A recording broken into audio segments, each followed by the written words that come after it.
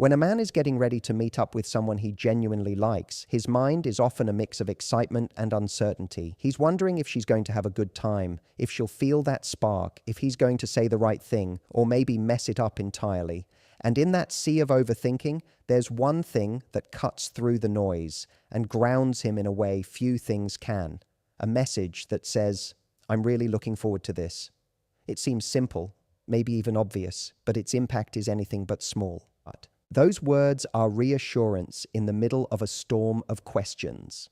They let him know he's not alone in feeling the build-up, the anticipation, the curiosity. It tells him that you're not just saying yes out of politeness or convenience. You're invested. You've taken the time to think about this moment, and you're genuinely looking forward to seeing how it unfolds. That phrase doesn't carry pressure, it carries enthusiasm. And there's a world of difference between the two. When a man hears that you're excited, it makes him feel chosen, and that feeling is powerful. So many men go into meetups hoping they'll be enough, hoping they'll have something interesting to say, that the venue won't be too loud, that the conversation won't stall, that they'll read the signs right. But when you preemptively send a message that shows genuine interest, it shifts the tone. Suddenly, he's not the only one trying. You're in this together. The meetup becomes a shared moment you're both building toward, not a test he has to pass. There's a hidden vulnerability in being the one to ask someone out or make plans. Even confident men, even those who come off as totally self-assured, have that moment of doubt. They wonder if the other person is just going along with it, if they're reading the signals correctly, or if they're going to get stood up or worse, met with indifference. Telling him you're looking forward to it wipes away a lot of those fears in a single moment. He doesn't have to guess where you stand. You've told him. And what's key is how that message makes him feel. Not just about you, but about himself. It validates his choice. It confirms that his interest isn't one-sided. It tells him he made a good call in reaching out, setting it up, making the effort. That alone gives him a kind of confidence money can't buy. He'll walk into that meetup with a different posture, a different energy. Not because he's puffing himself up or trying to impress you, but because he feels seen and appreciated before he even shows up. Most people underestimate the power of anticipation. The moments before a meeting, a date, or a reconnection are where the emotional groundwork is laid. That's when nerves can either build up walls or create butterflies. And those 5 words, said sincerely, lean the energy in the right direction. You're telling him you're not just willing to show up, you're excited too. You're not just fitting him into your day. You've thought about this moment and you're emotionally invested in it. This kind of communication shows emotional maturity. It reveals that you're comfortable expressing interest, not afraid to show that you care, and not playing games. And ironically, that's incredibly attractive. It makes you stand out. In a world where so many people hold back in fear of looking too eager, this kind of honesty is refreshing. It tells him that this isn't about trying to win or keep leverage. It's about connection. Even more, it sets the tone for what's to come. A man who feels desired shows up differently. He relaxes more. He opens up faster. He shares more honestly. And all of that makes for a better experience for both of you. The conversation flows easier, the silences feel less awkward, and there's less second guessing. You've already broken the ice before even meeting. You might not realize it, but this small gesture can be the moment everything shifts. Because while attraction gets him interested, it's this kind of openness that makes him feel safe to step fully into the moment. Not just as someone trying to impress, but as himself. That's what builds chemistry. The kind that isn't just about looks or charm, but about being truly present with each other. Before a man meets someone he cares about or is genuinely interested in, there's often an invisible weight he carries. It might not be obvious on the surface. He could seem cool, collected, even charming, but underneath that, there's often a quiet voice asking him to be more. Be interesting, be funny, be impressive. It's an unspoken pressure that many men feel, especially when they like someone and want the date or meetup to go well. That's why a simple line like "no, need to impress me" can be surprisingly powerful. It's not a throwaway phrase. It's a signal that you're not expecting a performance. It tells him you just want him to be there, not as a curated version of himself, but as the real thing. When you say that, you're creating a space for authenticity. You're giving him permission to show up without armor, without gimmicks, without the need to constantly prove his value. And that is rare, because whether we admit it or not, the dating world is full of hidden auditions. People are often putting on their best faces, hoping to pass invisible tests, trying to say the right thing, or avoid saying the wrong one. But when a man hears that he doesn't need to impress you, it cuts through that noise. It eases the tight grip of self-consciousness and makes space for connection instead of performance. There's something deeply reassuring about being told you don't have to do more than just be. For many men, especially those who are used to feeling like they have to lead, initiate, or create the spark, that reassurance is healing. It tells him that he doesn't have to be clever every second, that silence isn't failure, that presence matters more than presentation. It takes him out of his head and brings him into the moment. And when people are fully present, that's when real chemistry happens. When he gets the sense that he's not being evaluated on some mental checklist, he relaxes. That's when his real personality starts to shine. Not the version he thinks will be most attractive, but the version that actually is. His sense of humor becomes more natural. His thoughts come out more fluidly. He listens better. He's more likely to ask questions, share stories, and engage in a way that doesn't feel rehearsed because the pressure is off. He no longer feels like he has to sell himself. He just gets to be himself. And there's a kind of intimacy in that. When someone feels free enough to be themselves around you early on, it sets a different tone. You move past the surface level conversation quicker. You get to a place where connection isn't just about shared interests or witty banter, it becomes about energy.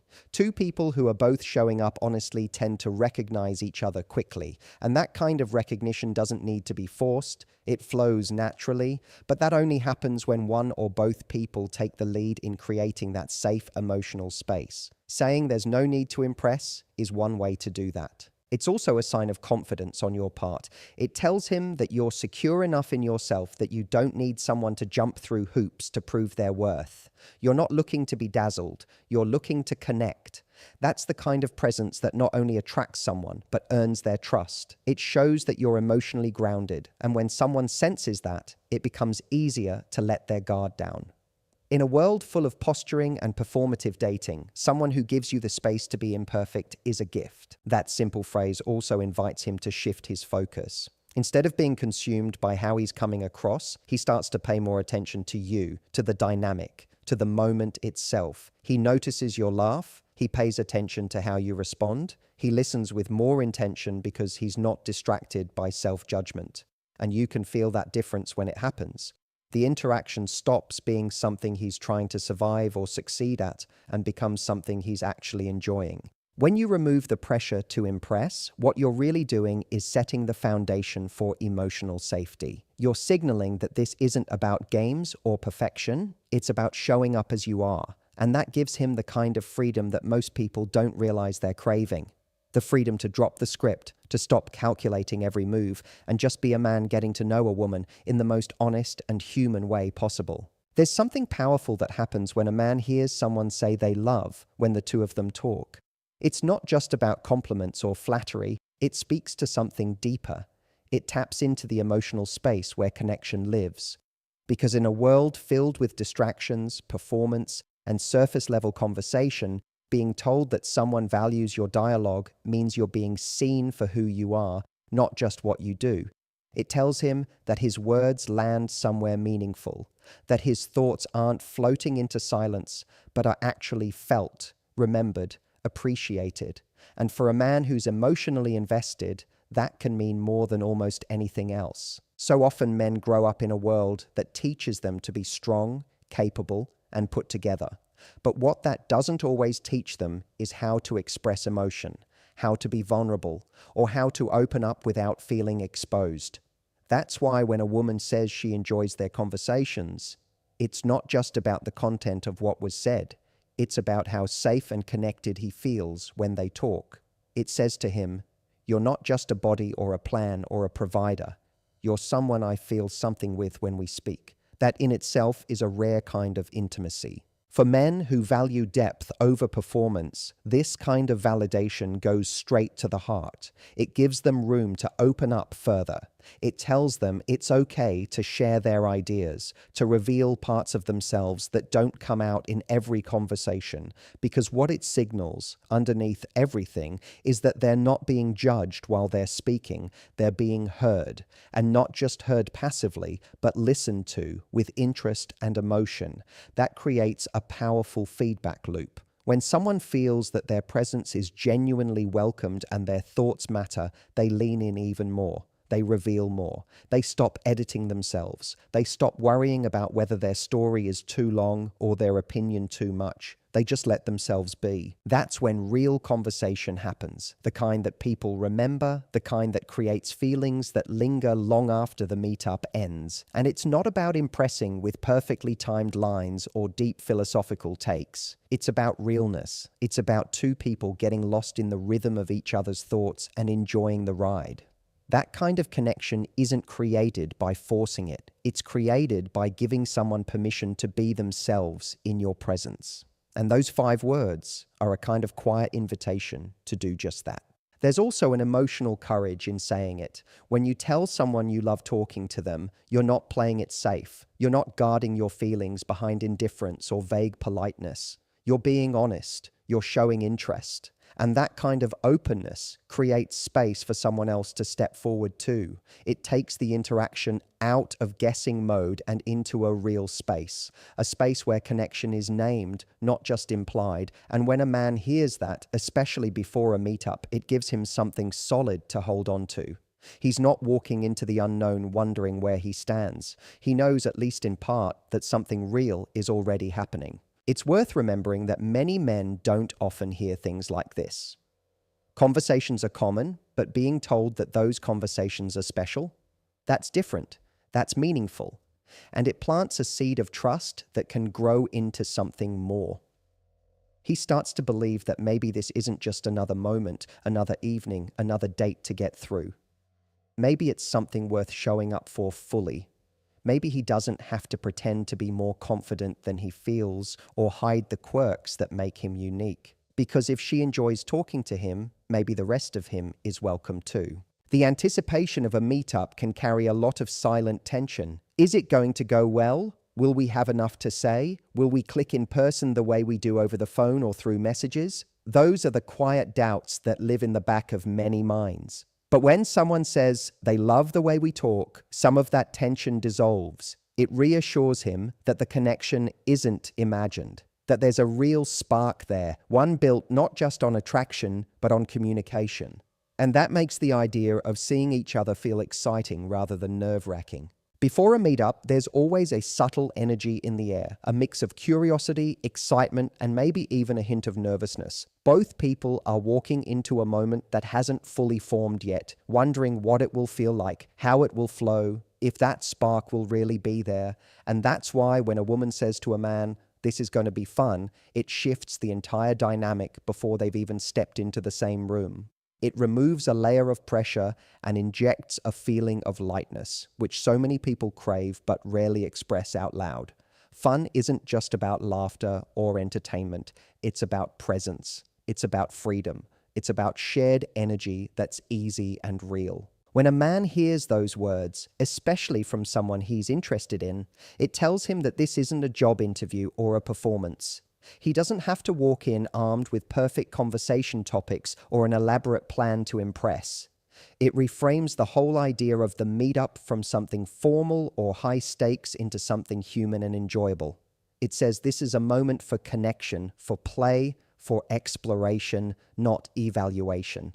And that change in framing is powerful, because it takes a man out of his head and invites him into the moment. That's where the best interactions happen, not in scripts, but in flow. Men feel pressure just like anyone else, even the confident ones, especially when they care.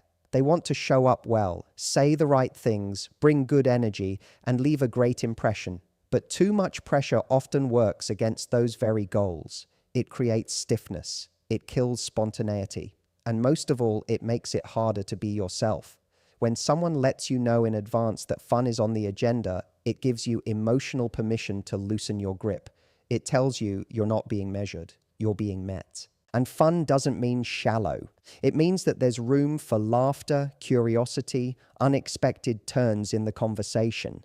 It means that there's space to be surprised, to play off each other's humor, to let go of the idea that things have to be perfect. Because fun is the opposite of performative. It's collaborative. It's co-created. It only works when both people bring themselves into the space fully, unfiltered and unforced. Saying this is going to be fun is like saying I'm coming with good energy and I believe we're going to enjoy each other's company. That confidence is contagious. It makes the other person want to match it, to rise to that energy level, not out of pressure, but out of anticipation. There's also something magnetic about people who know how to anticipate joy. They don't wait for something to go well before they start enjoying it. They bring the enjoyment with them. And when you communicate that mindset to someone you're meeting, it changes how they prepare, how they show up, and how they remember the moment afterwards. A man who hears that you're expecting fun doesn't feel like he has to carry the evening by himself. He knows he's meeting someone who's going to co-create the moment with him, who's coming not to be entertained, but to connect. That's where the magic happens. When both people walk in with a sense of lightness, the moments start to breathe. There's less second guessing, more eye contact, more real laughter that isn't forced or strategic. A playful vibe creates space for deeper things to emerge too, because when people are relaxed, they're more open. They're more likely to share honest thoughts, to tell stories that matter, to ask better questions. Fun opens the door, but what comes through it can be so much more meaningful. It also shows emotional intelligence. When someone frames a meetup this way, they're signaling that they understand the value of emotional ease, that they're not just focused on logistics, where to go, what to eat, but on the feeling of the interaction.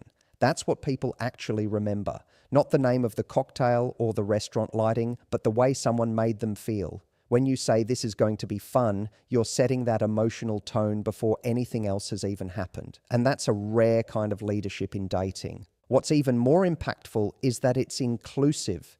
It doesn't say, I hope you impress me. It says, I want us both to enjoy this. It removes the dynamic where one person has to win the other over and replaces it with the idea that this is a shared moment. That we're both showing up not to judge or be judged, but to experience something together. And in that shift, something subtle but powerful takes place. It becomes less about proving and more about discovering. Less about control and more about chemistry. Less about trying hard and more about being present. When someone tells a man they feel good around him, it touches something deeper than most compliments ever reach. It's not about appearance, not about success, not about clever words or smooth lines. It's about presence. It's about how his energy, just as it is, affects someone else. That simple expression, said honestly and without conditions, speaks to something primal in human connection. It tells him that who he is, not what he does, creates comfort, warmth, and emotional ease. And for a man walking into a meetup, maybe nervous, maybe unsure of how he's coming across, those words can mean everything. Men aren't always taught that how they make someone feel emotionally matters as much as how they show up materially or socially. But when he hears that someone feels good just being around him, it invites him into a different kind of value. One that isn't tied to status or performance, but to presence and character. It makes him feel seen in a way that cuts through the surface. Because at the end of the day, everyone wants to feel like their existence alone makes a difference to someone. When you say you feel good around him, what you're really saying is that his presence creates a positive emotional experience.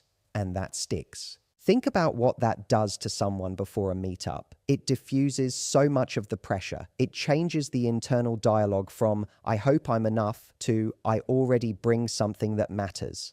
That shift alone can change the tone of the entire interaction. A man who feels appreciated for the emotional space he creates is far more likely to show up openly, with less armor and more authenticity. He's not walking in trying to prove anything. He's walking in already grounded in a quiet sense of worth. This kind of statement also signals emotional attunement. It shows that you're paying attention not just to what he says or how he moves, but to how you feel when you're around him. That level of self-awareness is attractive, but it's also deeply connecting because it suggests that your interest isn't just logical, it's felt. You're not just showing up because the timing is right or the conversation was nice. You're showing up because something about him makes you feel safe, relaxed, light, calm. Whatever that good feeling is, it's uniquely tied to his presence. And that matters because in a world full of curated experiences and filtered emotions, real presence is rare. When a man feels that his presence has a positive effect on someone without needing to do tricks or play roles, it gives him a deeper sense of confidence, not just in himself, but in the connection. It lets him know he can relax into the moment rather than trying to control or lead it. That's where natural chemistry starts to take shape, in that ease, in that sense that just being around each other is enough to make the time meaningful. Saying that you feel good around him also hints at something more long-term without putting pressure on the moment. It's not a declaration of love or commitment. It's a reflection of real-time chemistry. It tells him that whatever is happening between you two is working, not because of big gestures or grand promises, but because of how it feels right now. And that's all anyone is really looking for in the early stages. That emotional feedback loop that says, I'm not just here because I think I should be, I'm here because this actually feels good. It also creates a sense of anticipation in a subtle but powerful way. When someone feels good around you, they want more time with you. It's not about addiction or infatuation. It's about comfort and connection. It's about wanting to go deeper into the conversation, spend more minutes in each other's company, explore more of what that feeling means. And a man who hears that he creates that feeling is more likely to lean into the moment with openness rather than guardedness. There's also something very grounding about that kind of compliment. It doesn't hype someone up in a way that feels unrealistic. It's not a pedestal statement. It's rooted in how someone makes you feel. And feelings, when expressed clearly and without agenda, carry weight. They create moments that last beyond the words themselves. They get replayed in someone's mind as they get ready, as they walk to the venue, as they wait at the table.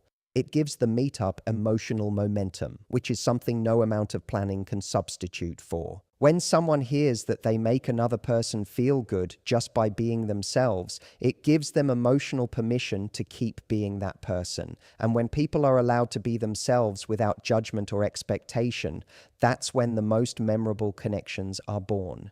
It's in that space that real attraction, the kind that lasts, begins to grow, not from effort, but from ease, from mutual recognition, from the unspoken understanding that how we make each other feel is the real story being written.